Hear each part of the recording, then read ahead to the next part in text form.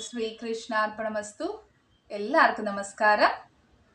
ആത്മാവിന്റെ പ്രയാണം 63 നായന്മാരിലൂടെ കാളികാംബ നായനാരെ കുറിച്ച് മനസ്സിലാക്കാം. കാളികാംബർ ജനിച്ചത് ഒരു വൈശ്യ കുടുംബത്തിലായിരുന്നു.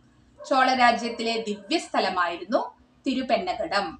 അവിടെയാണ് അദ്ദേഹം ജനിച്ചത്.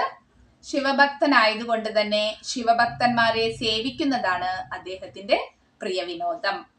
അവരുടെ കാൽ കഴുകി പൂജിച്ച് അന്നദാനവും കൊടുത്തു മാത്രമാണ് അദ്ദേഹവും കുടുംബവും ഭുജിച്ചിരുന്നത്. എല്ലാ സഹായങ്ങളും പത്നിയും ചെയ്തു കൊടുത്തിരുന്നു.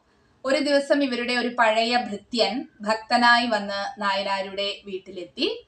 നായനാർ എപ്പോഴും ചെയ്യുന്ന ചടങ്ങ് ആരംഭിച്ചു. ഭാര്യയ്ക്ക് ഇതിൽ ഒരു അതൃപ്തി ഉണ്ടായി. നമ്മുടെ ഒരു പരിചാരകൻ ആയിരുന്ന ഒരാൾക്ക് അങ്ങ് സേവനം ചെയ്യേണ്ടതില്ല എന്നവൾ തറപ്പിച്ചു പറഞ്ഞു. പാദശുശ്രൂഷയ്ക്ക് നായനാരെ സഹായിച്ചില്ല എന്ന് മാത്രമല്ല, ചടങ്ങ് പൂർത്തിയാക്കാനും സമ്മതിച്ചില്ല. നായനാർ തന്റെ വാളുകൊണ്ട് ഭാര്യയുടെ കൈപ്പത്തി അറുത്തുമാറ്റി.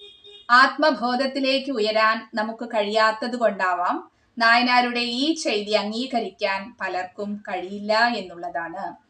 എല്ലാം ഭഗവാനിൽ സമർപ്പിച്ച ഒരാൾക്ക് ഇങ്ങനെയേ ചെയ്യാൻ കഴിയുള്ളൂ എന്നതാണ്. ഭാര്യയുടെ ഉള്ളിൽ പരിചാരകനിൽ ഭക്തനെ കാണാൻ കഴിഞ്ഞില്ല എന്നതാണ് പരമാർത്ഥ സത്യം.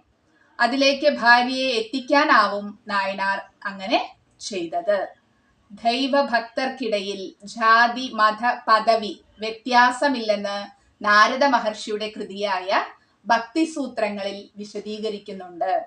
ആ മഹത്തായ സത്യം നമ്മുടെ മുന്നിലേക്ക് തുറന്നു കാണിക്കുകയാണ് കാളികാംബ നായനാർ ചെയ്തതും. ഓം ശിവശക്തിക്ക് രൂപിണേ നമഃ. അടുത്ത നായനാരുമായി വീണ്ടും കാണാം. നന്ദി, നമസ്കാരം.